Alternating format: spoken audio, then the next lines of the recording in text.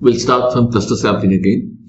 Okay, so in cluster sampling, on the face of it, it looks similar to stratified, but it is actually the exact opposite. So the similarity is in the fact that here too, we divide the population into mutually exclusive and exhaustive subsets. We just learned these terms. Can you tell me what they are? Mutually exclusive means every person belongs to only one subset, so there will be no overlap between the subsets. And then exhaustive means every person belongs to one or other subsets and nobody is left. Excellent. So everybody has to belong to one or the other. Nobody is left out. Excellent. So the difference between clustered and stratified is that here, within a subset, they are very different. But one subset is equal to another subset. Is equal to a third. Not exactly equal as possible. The idea is that every subset, or here we call it cluster, there we call the subset as stratum, here we call the subset as cluster. Every cluster is like a mini universe. So then we can select just one cluster or one or two clusters and draw the sample from that. Right? This is what cluster sampling is. Is it clear? Yes. Sir, can you explain with an example? Okay, sure. Can you give me a blank slide?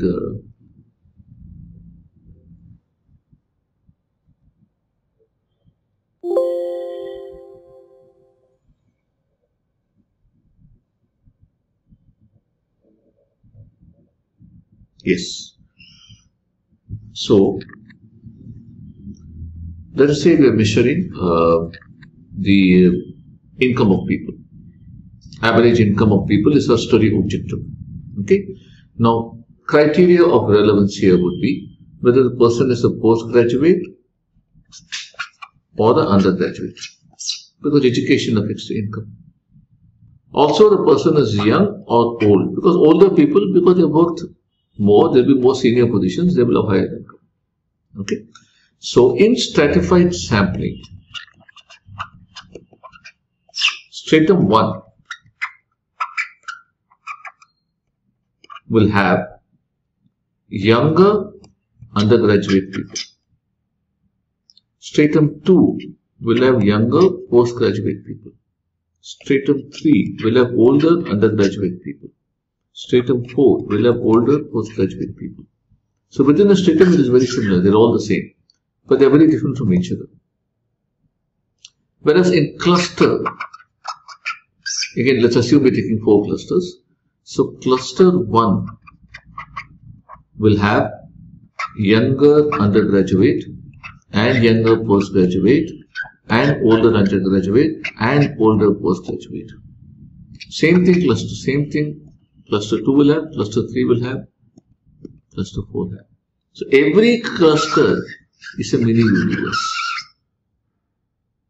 So we can draw a sample from any one cluster or any 2 clusters. That is left to the researcher to decide.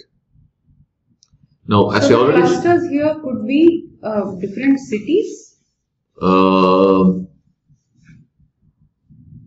City 1 in one cluster and city 2 in another cluster? No. City 1 and 2 in one cluster, city 1 and city 2 in other cluster also. The point is every cluster is equal to every other cluster. So C1 is, you will never get exactly equal, approximately equal to C2, approximately equal to C3 and so forth. Whereas here, S1 is not equal to S2, is not equal to S3 and so on and so forth. Is this clear? Okay. Now this is a better method of sampling because we're reducing heterogeneity within the strata. This will give less accurate results, but there are practical reasons why this is more popular. We will come to that. Okay. I have one more question. Yes. So can we then take a metro which has got youngsters who are undergraduates, youngsters with a postgraduate? So let's say there are different metros in India. Would any metro be can it be taken as a cluster? Good question. The point is, just doesn't come under the realm of statistics. Just comes under the realm of common sense. Now, any one metro cannot be a cluster because economic opportunities vary from metro to metro. A city like Bombay or Delhi has more economic opportunities than Chennai or Calcutta, even though all the four are metros. Therefore, any one metro will not be a true cluster. It won't be properly representative. A mix of all the four metros will be a true cluster. Okay. Right? So then what would be, why do we need to decide between cluster 1 and 2 or cluster, if we have to say, we have to select only 2 of the four clusters that we have defined? Because if you're talking about within a city, geography for example, if you divide the city into clusters, and every cluster has upper income and middle income and lower income people, then your geographic spread of your sampling becomes easier. It's practically easier. That's the reason we do cluster sampling. Right? So let's go forward. Why is the pen not going on?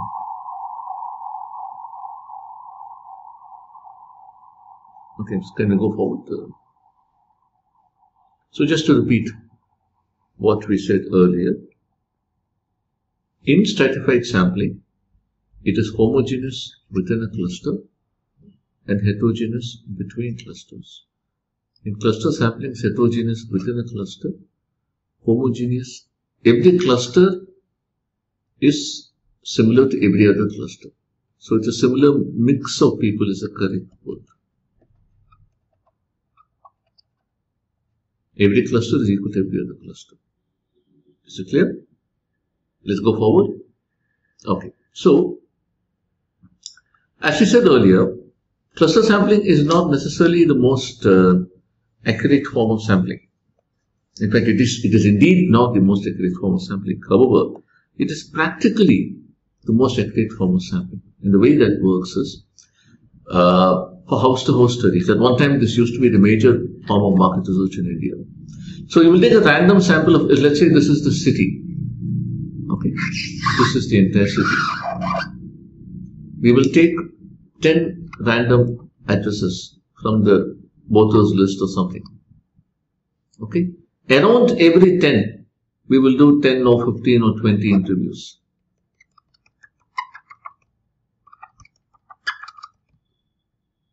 Okay, so in a sort of speaking, this becomes a cluster because when you're walking around the area of the city, you will find some upper income, some middle income, some lower income. So every one of these areas becomes a sort of cluster. May not be a perfect cluster, but still reasonably representative. So together, these clusters represent the whole city. So the advantage of this is you only go to some areas. That makes it physically and commercially easier for you.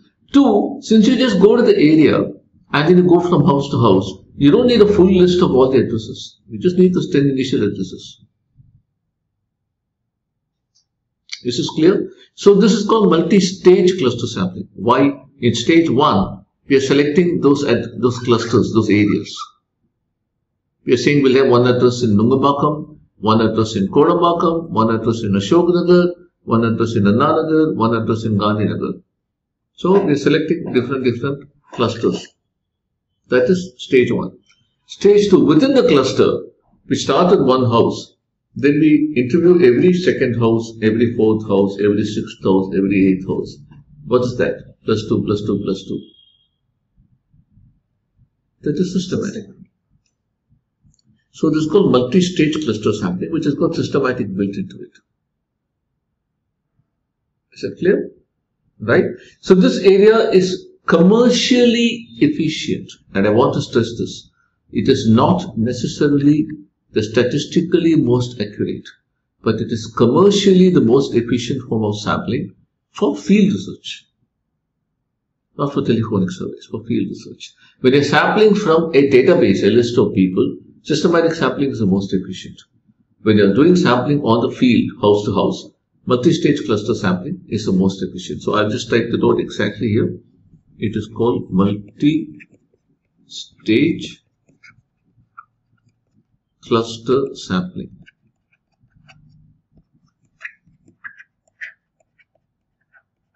Please use the term carefully. Please don't call it area sampling because we're selecting areas. It is multi-stage cluster sampling because stage 1 is cluster, stage 2 is systematic.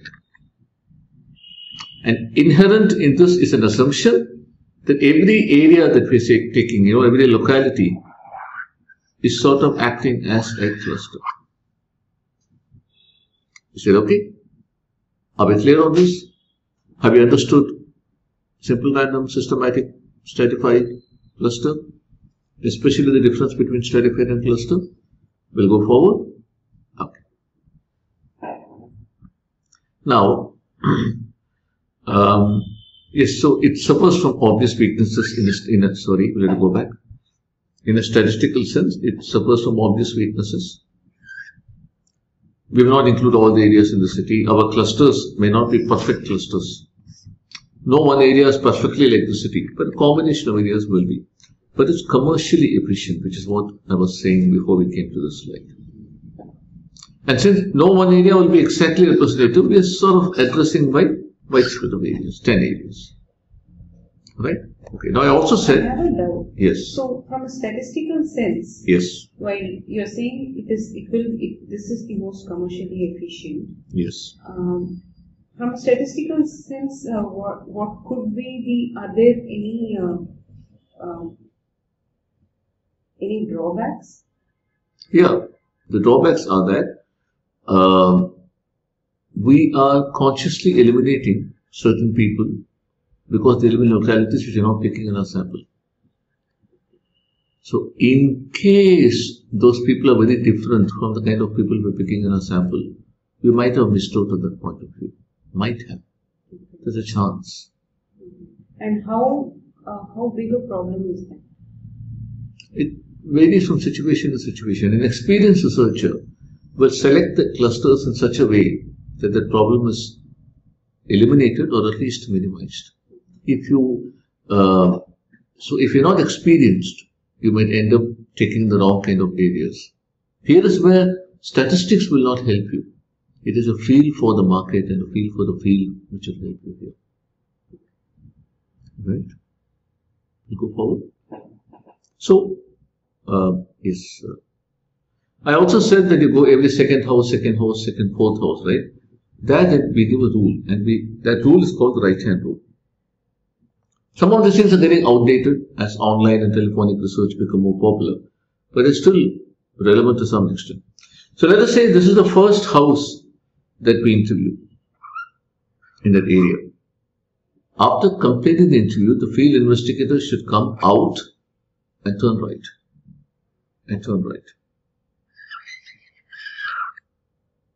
And then he's given a rule which says it could be every second house, or in this example I've drawn, it is every third house. Or something like that, right? He goes, interviews that person, comes out, again turns right. He comes to a crossroads. These are roads, by the way, I hope that's clear. This is a road. He comes to the crossroad and he has to turn right. Every 100 houses. Okay, every 100, so I have given serial numbers. Every 100th house. He has to turn right here. There is no house here. So he has to continue going. Again, he has to turn right and he comes to a house here. So house 1, yes, you're right. House, every 100th house. House 1, house 101, house 201. He enters house 201, comes out and comes right. There's a dead end here. So he has to follow the dead end and then go like this. And when he finishes this, he will have to come out like this and go like this. This is called the right hand rule. He has come to a house and turn right. So for every area, there will be a target number of... Yes, 10 or 15 or 20 as the case might be. Okay. So till he reaches that 10 he has to keep going. He has to keep skipping 100 houses. That is a way to ensure that we cover the cross-section of society. Okay. But what if in the process of skipping 100 houses, he goes to the next locality? We don't select the localities that are overlapping. Okay. They sit far away from each other. So the probability is very low. Right? It's very unlikely. Why is it called right hand rule? Why can't we use the left hand rule?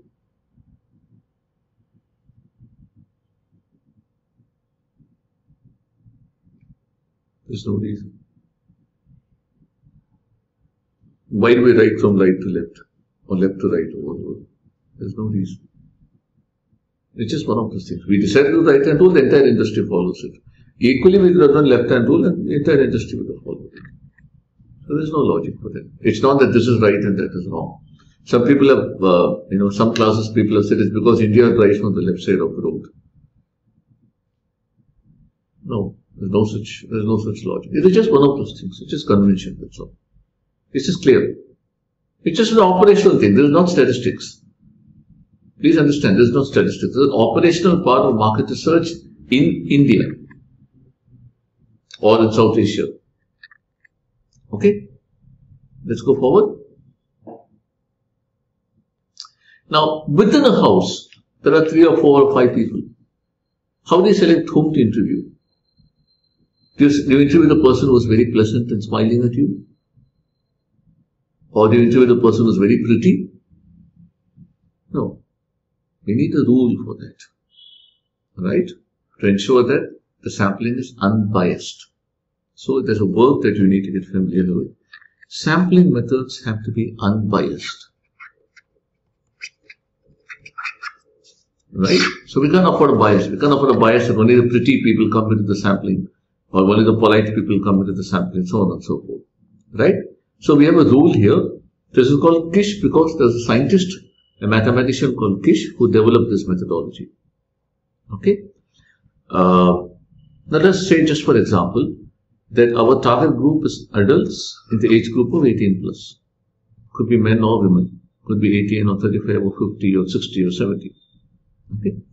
What we will do is we'll write down the names of all the adults, starting with the oldest person, 79 and 75 are the 2 grandparents. Then the son and the daughter-in-law of 41 and 38. Then there are 2 children, both 16 and 14 respectively. So there are 6 people. Okay, write down all the people. Now the 16 and 14 is eliminated because we want only 18 plus. So there are 4 people who are 18 plus. 38, 41, 75, 79. In this specific example that I gave, right? Can we just go forward one? So the first person is called Mr. R. Sorry. So the first person is called Mr. R. The second person is called Mrs. V. The third person is called Mr. R.R.S. The fourth person is called Mrs. M.R.S. And then there are 2 children called D and R. Okay, and these ages are 79, 75, 41, 38, 16, 14. These 2 people are not eligible. So this is male, female, male, female. So there are 4 people in this house who are 18 plus. Yes. Now, so this is 4. The number of people in the household. Okay. Now this may be the first house, like in that example we saw right hand rule. House number 1, house number 101. In that example, house number 1 was the first house. House number 101 was the second house. House number 201 was the third one. Let us say, just for example, that this particular interview we're talking about is in the third house. In that area, it is the third house. So the third house with 4 people, we're supposed to interview serial number 2, which is this person. The person who's, the lady who's 75 years old. Clear? Nothing complex about it. If supposing this was the 5th house, then we would interview the 4th person, which is this person.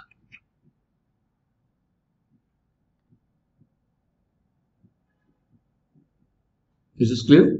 This is the Krish chart. The idea behind the Krish chart is to ensure that the field investigator does not use any judgment in saying, oh, there are 4 people eligible, whom should I interview? Let me interview the polite person. No. He has to follow a rule. That is the objective of this technique. Are we clear so far? Okay. So let us sum up this chapter now. So there are 2 broad kinds of sampling. probability sampling and non-probability sampling. Within non-probability sampling, there are 5 kinds of sampling, of which convenience and snowball sampling are the simplest and the most commonly used. Which are the others?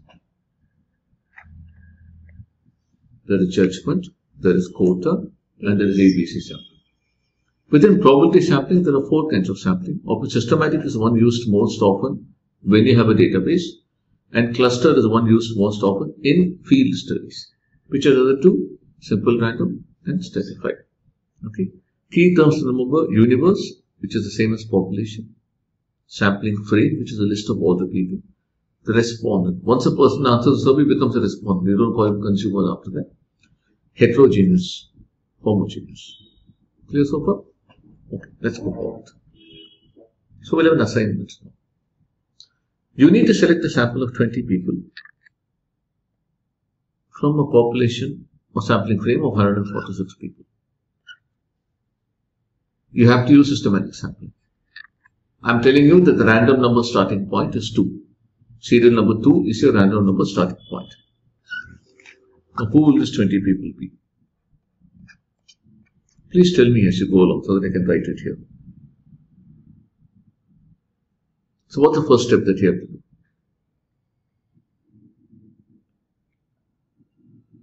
First step you have to do is you have to do 146 by 20. Now, earlier we saw 100,000 by 100, which became every 1,000th person. Then we saw 100,000 by 20, which became every 5,000th person. Real life is rarely so convenient. 146 by 20 doesn't give you an exact number. Right? It is equal to 7.3. We obviously cannot select a 7.3th person. Therefore, we will take the nearest, which is 7. I've told you that the first is serial number 2. So the next will be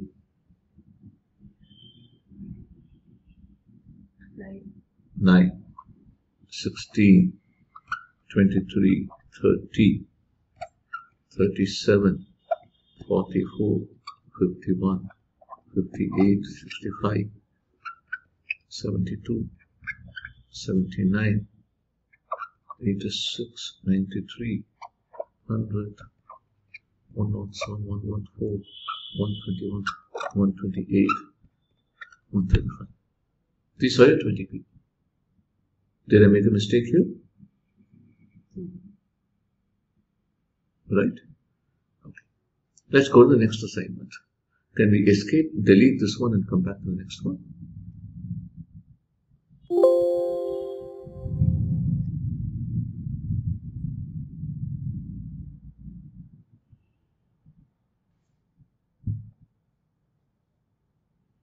Sorry, I pressed the wrong one.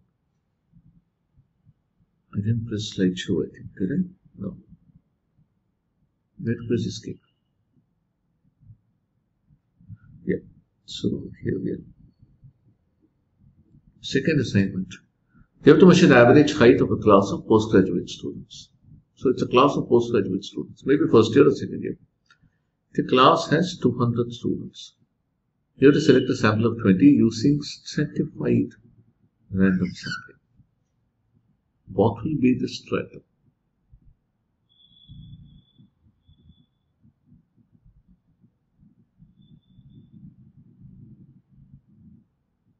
How do you decide stratum? Do you use criteria of relevance? What is the criteria of relevance when it comes to height? This is the thought process, you see. I'm giving this assignment so that you go through this thought process.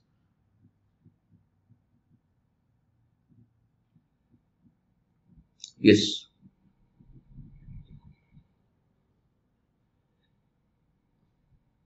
Will men and women, will gender be a relevant thing? Are men in general taller than women? Yes, they are. Therefore, gender is a relevant criteria. We don't know where this class is. We don't know whether it's a cosmopolitan class which has people from different parts of the world. Therefore, can we say in general North Indians are taller than South Indians? Are, say, Americans in general taller than Indians? Right? So can we say race is a variable, or which, I mean, race may be politically incorrect, but yeah, a fact is a fact. There is something called race.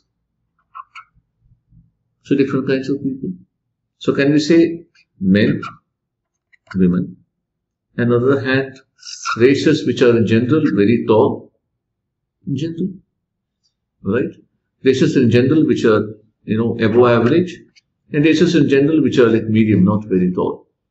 So we have 1, 2, 3, 4, 5, 6. We have 6 strata here. We divide all the 200 people. You are male, very tall. You are female, above average. And then I select a sample within every stratum to the average height. Clear? Correct? The key here is not the statistics. The key here is common sense to decide the criteria of relevance. Okay? Fine. Now let's use the same for the third example. In a group of 500 people, you need to find the average income by doing a sample survey of 30 people. The group of 500 is a mix of different age groups and different kinds of academic background. What will be the strata here? Here we decided the strata here. Same logic you have got to use. So what are the criteria of relevance?